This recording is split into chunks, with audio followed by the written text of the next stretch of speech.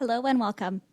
My name is Jessica Bruce, and I am the Grief Program Coordinator for Hospice Northwest.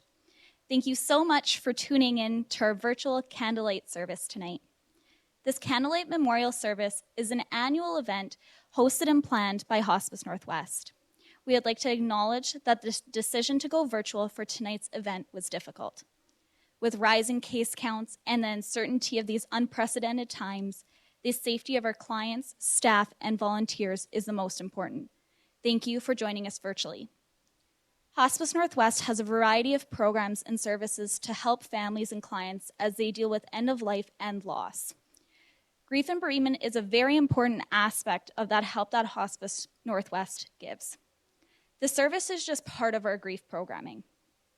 If you're interested in learning more about our grief services and supports, please give me a call at 807-626-5570. Or you can also visit our website, www.hospicenorthwest.ca, for more information. First off, before we begin, I would like to express our gratitude to Jenkins and Harborview Funeral Homes, who has sponsored this event for several years. Some of their staff are joining us here tonight. We would like to thank and acknowledge them for their support of this event and for their support of our annual hike for hospice. We would like to thank Trinity United Church and their volunteers, especially Shane Judge and Randy Boyd, for providing this venue and live streaming technology for our event. A special thank you goes out to our service participants tonight. Elder Beatrice Hines, who will share her powerful singing and drumming with us shortly, our talented singer Kendall Cormier, Claudia Otto and her Image Studio of Dance Dancers, who will be performing later in the service, our readers Sherry Koch and Robert Fenton, our event organizer and coordinator Kathleen Busso for her hard work and dedication in planning this event. Finally, our deepest gratitude goes out to Archdeacon Deborah Kraft, who has graced her service for many years, with her special gifts, sharing her reflections and leading us so beautifully in loving remembrances of those who are no longer with us. We will begin tonight's virtual Candlelight Memorial Service by acknowledging the sacred land on which we gather today.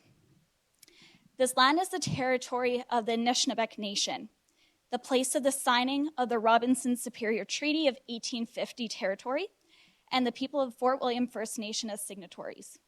We acknowledge the people of the Fort William First Nation as signatories. We would acknowledge the people of the Fort William First Nation situated next to Mount McKay. Today, Thunder Bay is still home to many Indigenous peoples from across Turtle Island, and we're grateful to have the opportunity to work together in this community and on this territory. Let us now welcome Elder Beatrice Hines, who will begin tonight's service with her sacred drumming.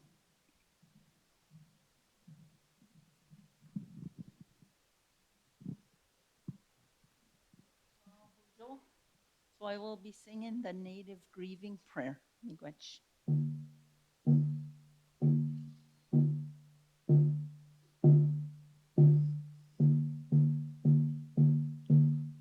I give you this one thought to keep. I am with you still.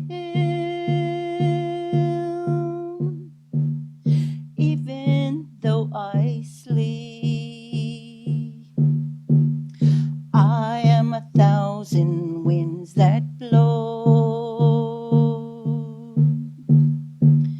Yahweh,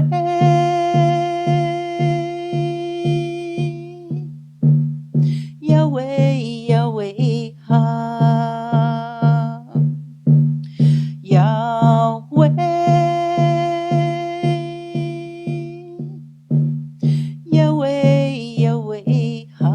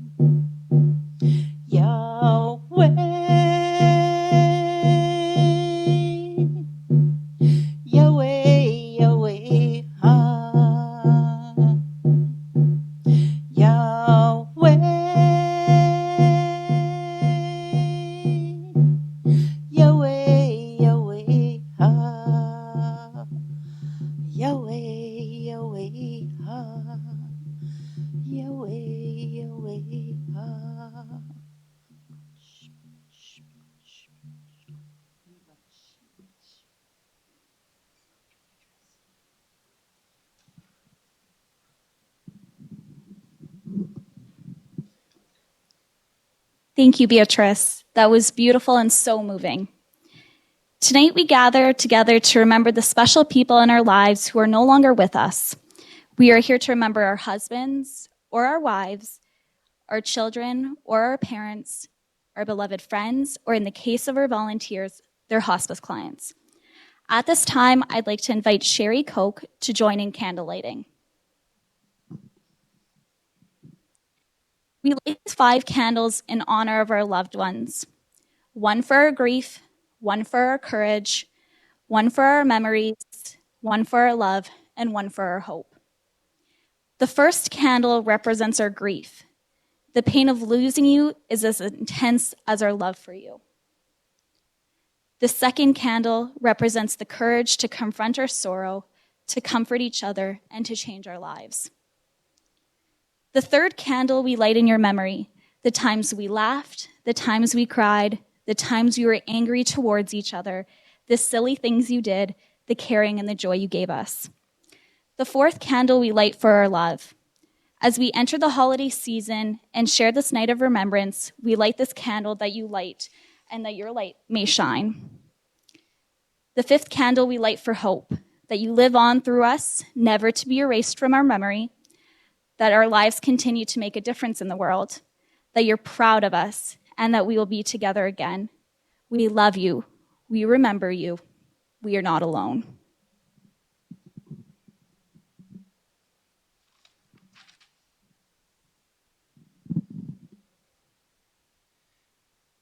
Good evening.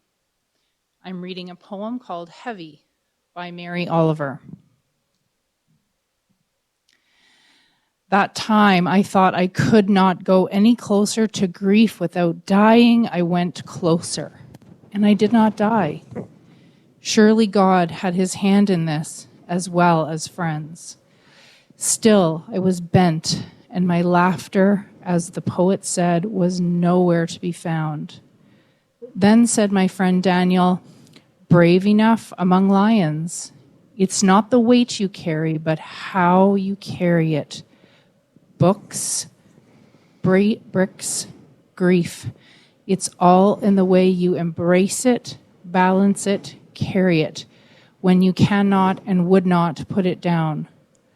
So I went in practicing. Have you noticed? Have you heard the laughter that comes now and again out of the startled mouth? How I linger to admire the things of the world that are kind and maybe also troubled, roses in the wind, the sea geese on the steep waves, to love to which there is no reply.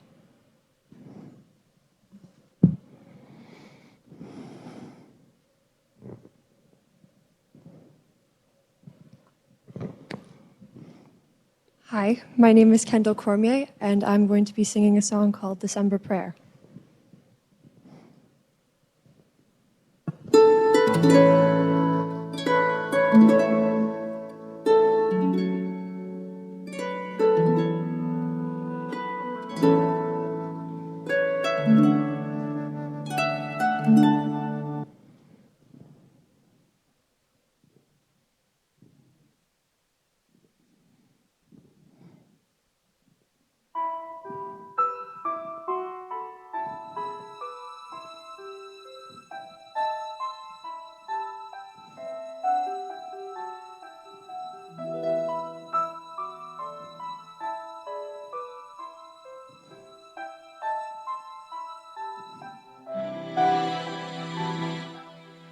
In the touch of a friend, in the breath of a child, in the eyes of a soldier coming home, to his mother's grateful smile, in the sight of falling snow and the memories it brings, in the season where you find some peace, in the simple tender things. Open your heart and look around. Listen, listen. Hear the song within the silence. See the beauty when there's nothing there. Sing the song within the silence, that hope and love are everywhere. And when the quiet night is falling, watch an angel dancing in the air. To the song within the silence, a December prayer. A December prayer.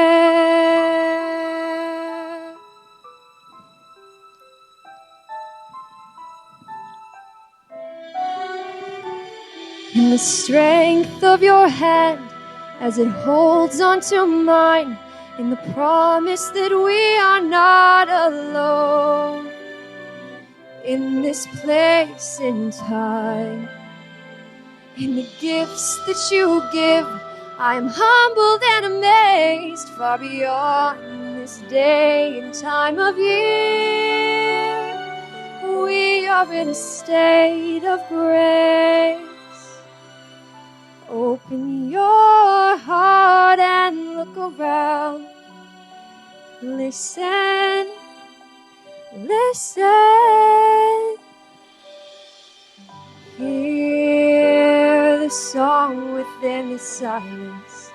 See the beauty when there's nothing there. Sing the song within the silence, that hope and love are everywhere. And when the quiet night is falling, watch an angel dancing in the air. To the song within the silence, a December prayer. December prayer.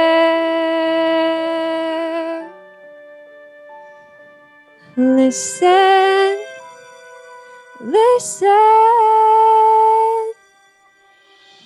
Hear the song within the silence. See the beauty when there's nothing there. Sing the song within the silence, that hope and love are everywhere. And when the quiet night is falling, watch an angel dancing in the air. To the song within the silence, December prayer. December prayer.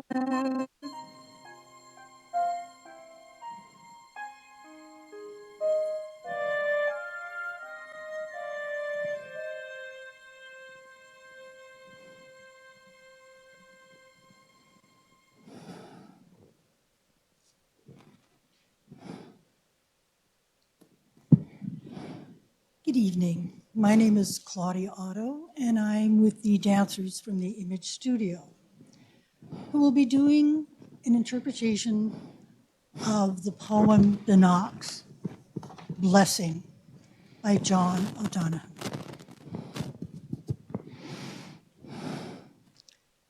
On the day when the weight deadens on your shoulders and you stumble,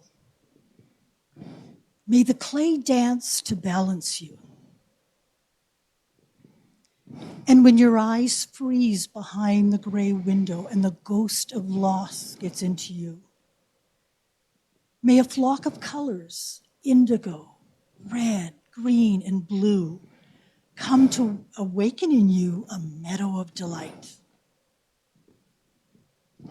And when the canvas frays in the fabric of thought and a stain of ocean blackens beneath you, may there come across the waters a path of yellow moonlight to bring you safely home. May the nourishment of the earth be yours. May the clarity of light be yours. May the fluency of the ocean be yours. And may the protection of the ancestors be yours.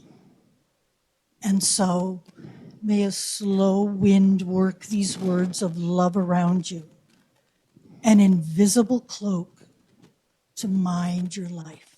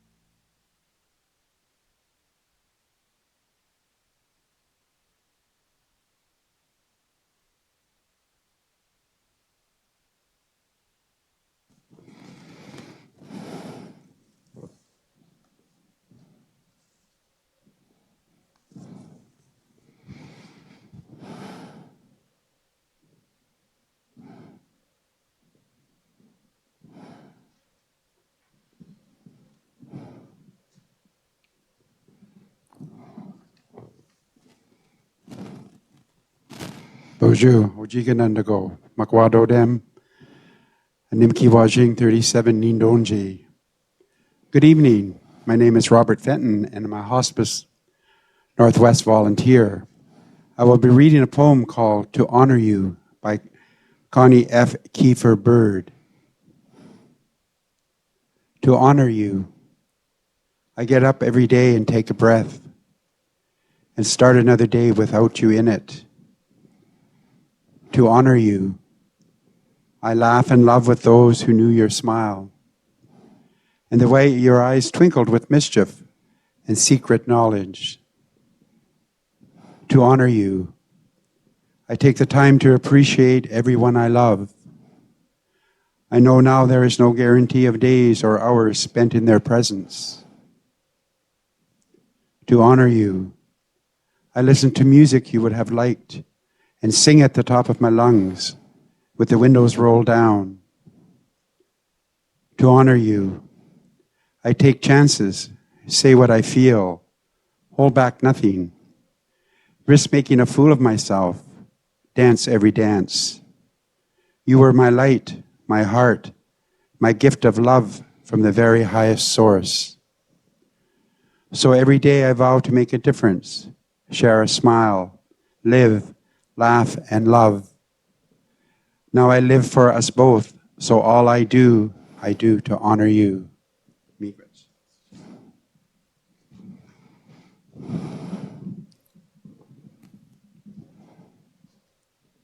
Let us now warmly welcome Archdeacon Deborah Kraft.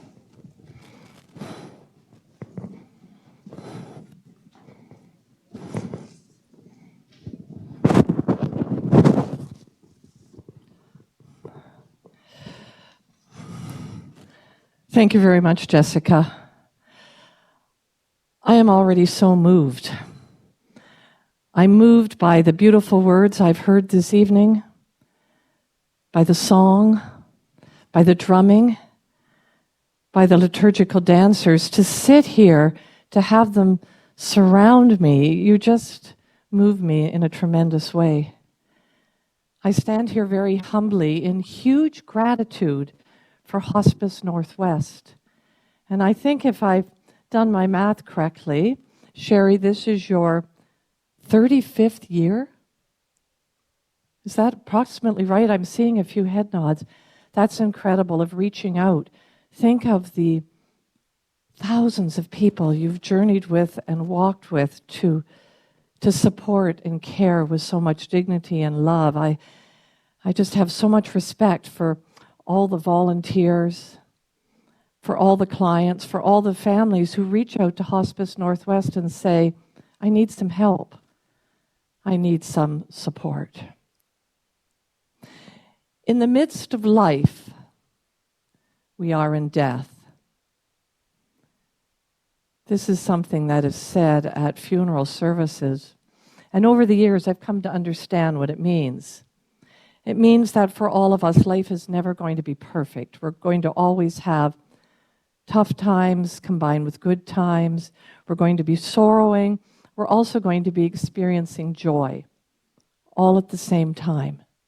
And that's what it means to be fully human, and it's a really beautiful thing. I'm standing here grieving along with many of you as my beloved father died on October the 1st. Now, my head says that, well, Dad, you were 100 years old, you led an amazing life, which he did.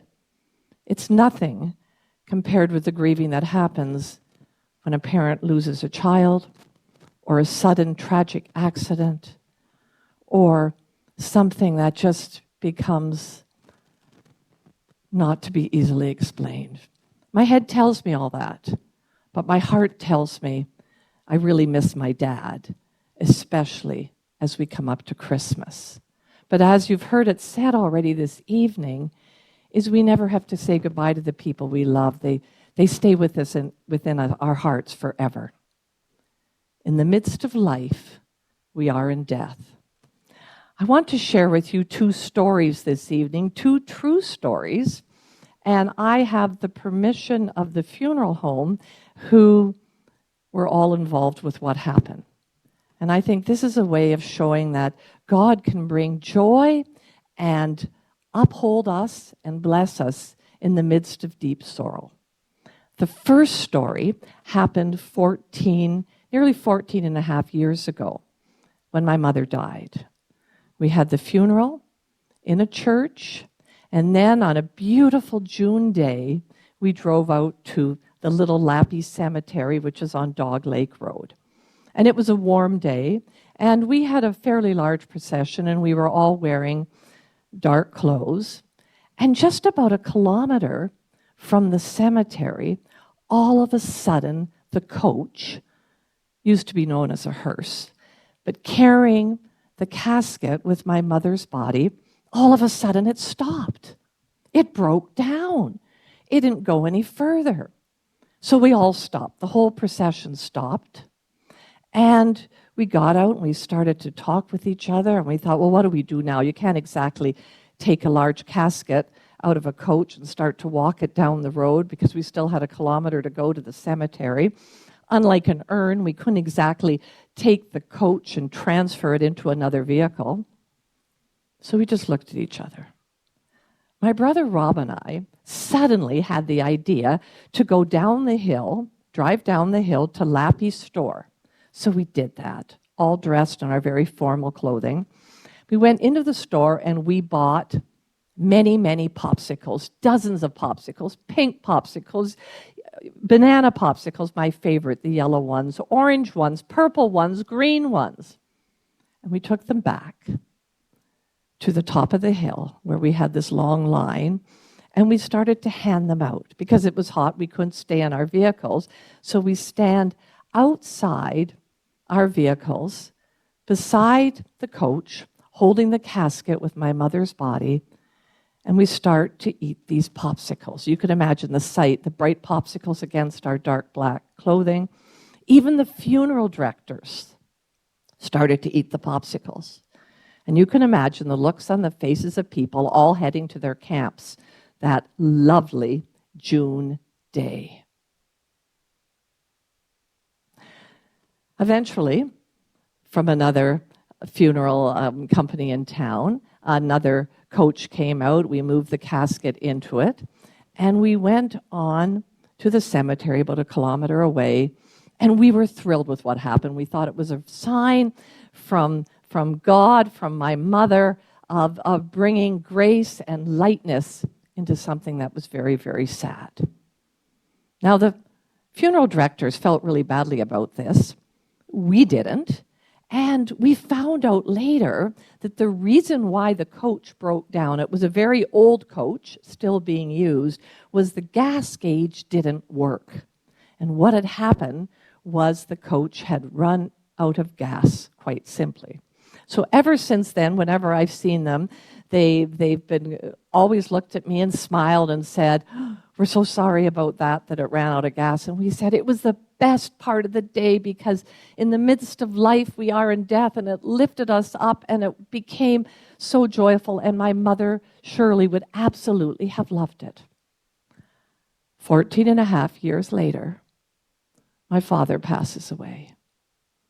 We go to the same funeral home, and they're immediately starting to say to us, "We promise you we'll have gas in the coach." We said not to worry. Again, that was just such a wonderful experience that happened that reminded us that joy and sadness, grief and happiness, memories and longing go hand in hand. So we have the service. This was in November. It was a beautiful day. The snow hadn't come yet. Once again, we're in a long procession with the same coach, driving out to the same beautiful country cemetery. Lappy Cemetery is on a hill covered in wildflowers and beautiful pine trees.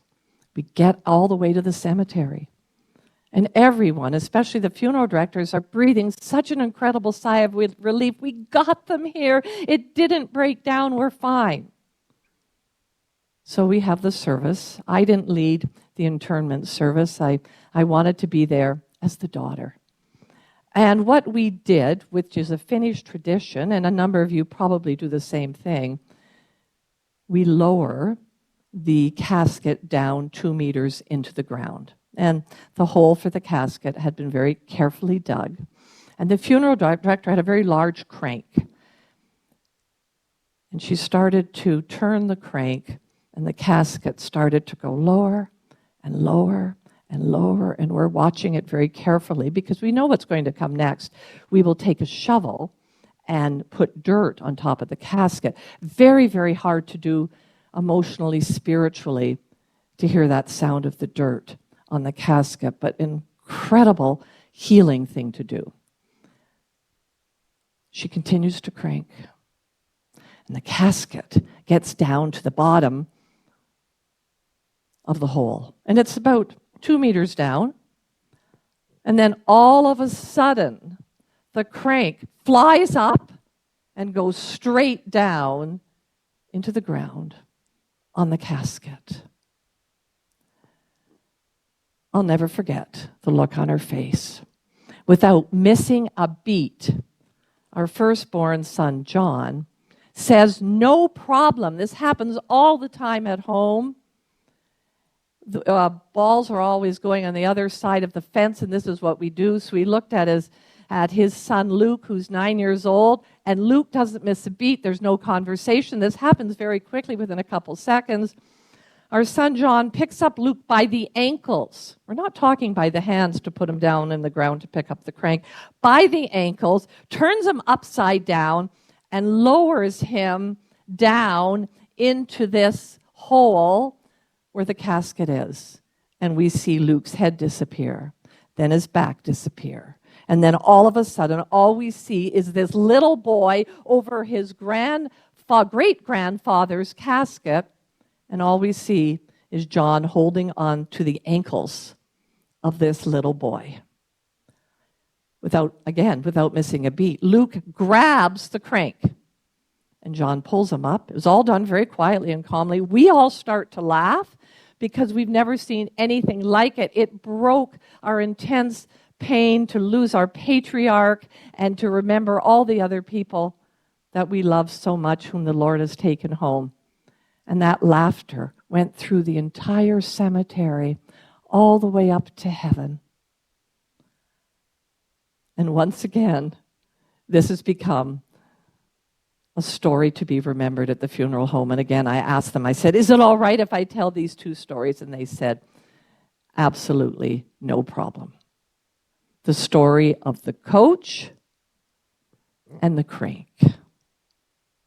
When you start to have some of these moments in your own grieving, whether it's as a volunteer for a Hospice Northwest client that you loved very much, or for someone incredibly close to you, know that it's all right to be upheld and uplifted by these transformative moments. It doesn't mean you're letting go of the person. You can't do that. It will never happen. We always carry them within our hearts, within our souls, forever and ever. But these moments of joy, these moments of happiness, these moments of laughter remind us that we are called to continue to live. Might be in a completely different way, but we're upholding the legacy and the memory of someone or many people who are very, very important to us. In the midst of life, we are in death. God bless you all.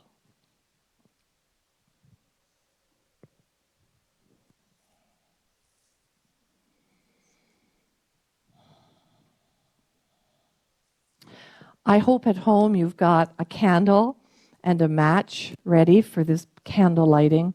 I'm sorry we're not together this year, but it's so important that we keep everybody safe.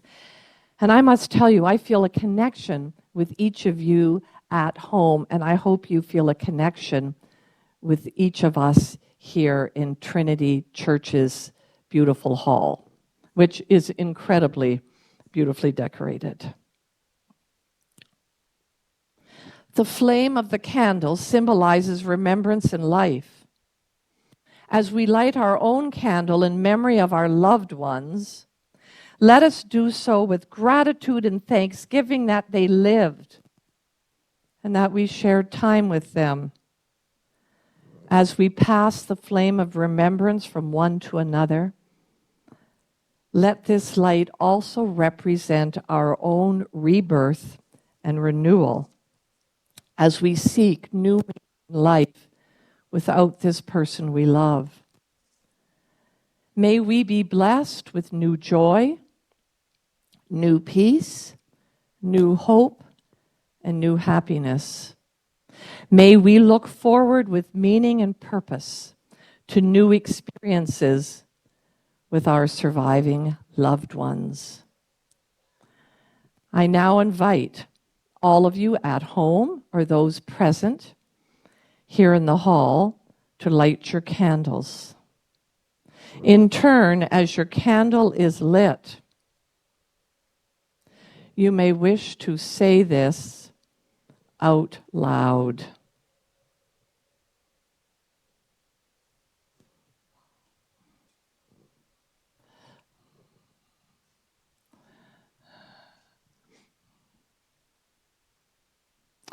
I light, but please at home say it with me. I light this candle in loving memory of my dad and so many others who have touched my heart, who I've shared in their journeys this past year.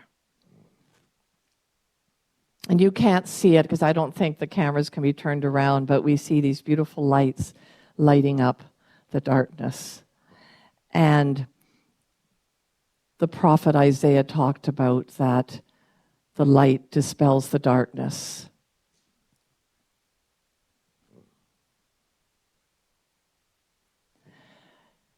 In the rising of the sun and its going down, we remember them. And why don't you say that we remember them? I'll put my hand out. I'll start it again. In the rising of the sun and its going down, in the blowing of the wind and in the chill of winter, in the opening of the buds and in the rebirth of spring,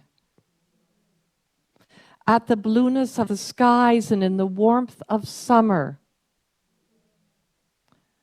at the rustling of the leaves, and in the beauty of autumn, at the beginning of the year and when it ends, when we are lost and sick at heart, when we have joys we yearn to share, as long as we live, they too shall live. For they are now a part of us. Please keep your candle lit at home while Kendall sings another beautiful song for us tonight, O Holy Night.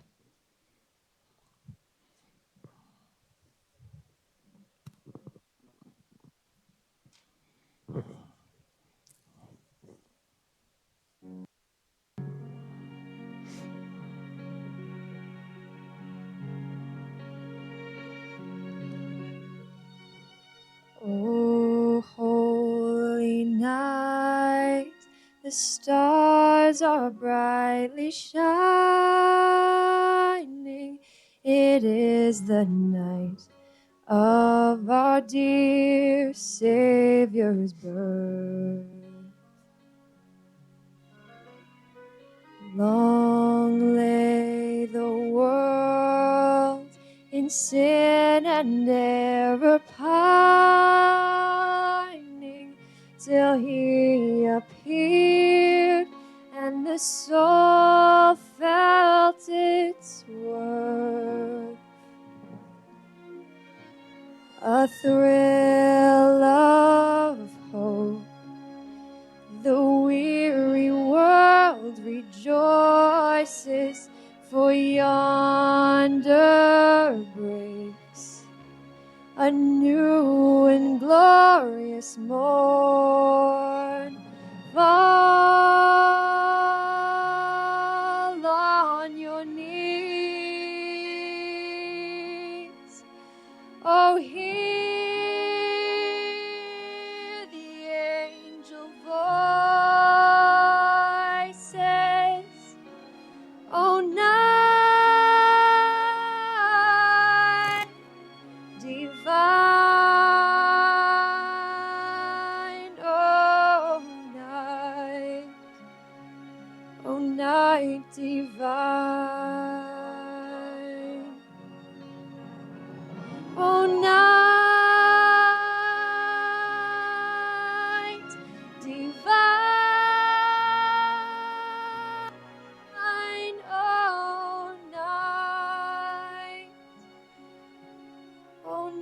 night divine.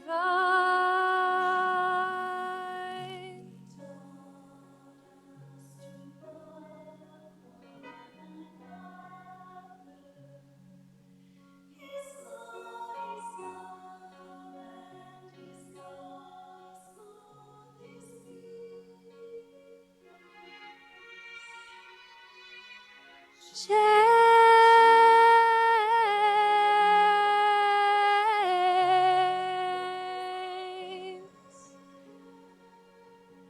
and in his name all oppression shall cease. Sweet hymns of joy, the grateful chorus raise we, and all with our hearts praise his holy name. Christ is the Lord. His name forever praise we. Noel,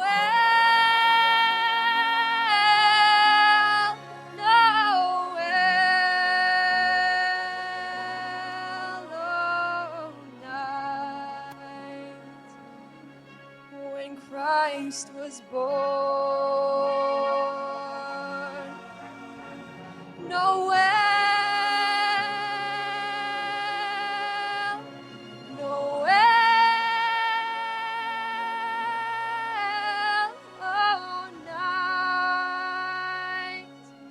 oh night divine. Noel,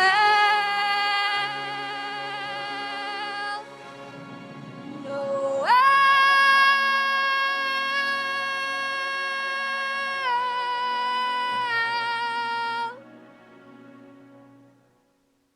Oh, night.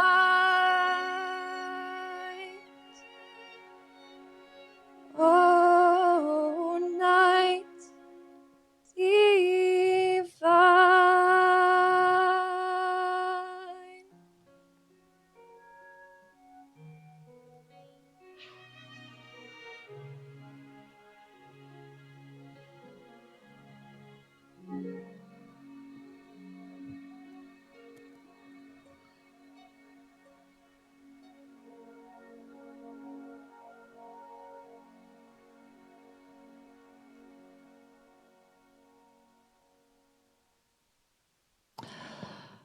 Kendall, that was so beautiful.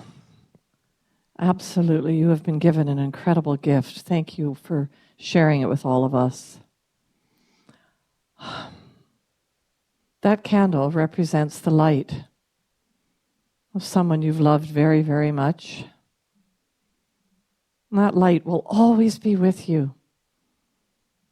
I'm a firm believer that we never have to say goodbye to the people we love. We can't, because that life and that love connects us forever. Whatever your faith is, whatever your ethos is, I believe that that light continues on forever. And I want you to take a look at the light. Think about all the wonderful life lessons the person you're remembering tonight, or it may be more than one person, what they taught you and what you're going to carry on in your heart. Just take a moment and look at it. Flames have all these different dimensions, don't they? All these different colors in them. And they're dancing. Just like in the midst of when we're grieving, we can dance. We can dance. I ask you now to look into the flame of your candle.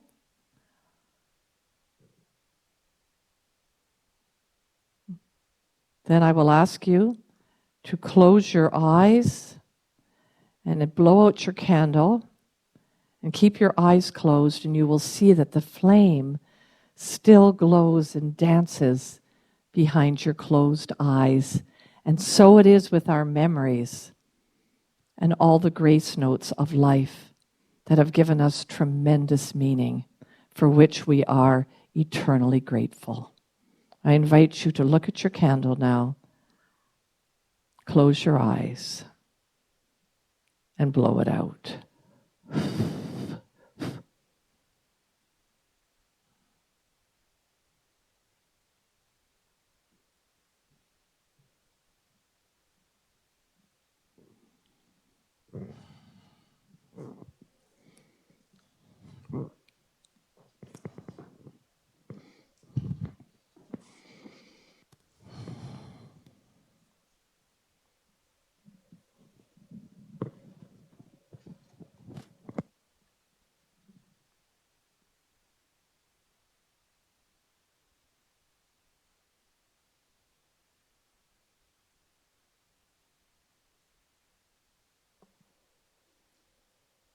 Thank you so very much, Archdeacon Deborah Kraft.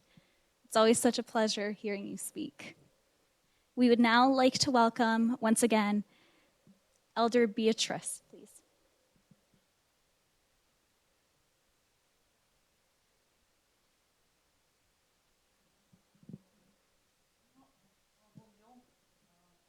Sing the traveling song. The last verse of the song is sung without the drum, but it's with our heartbeat, Creator's favorite instrument. And translated, the words are Minawa Gawaba Min, I will see you again, Miigwech.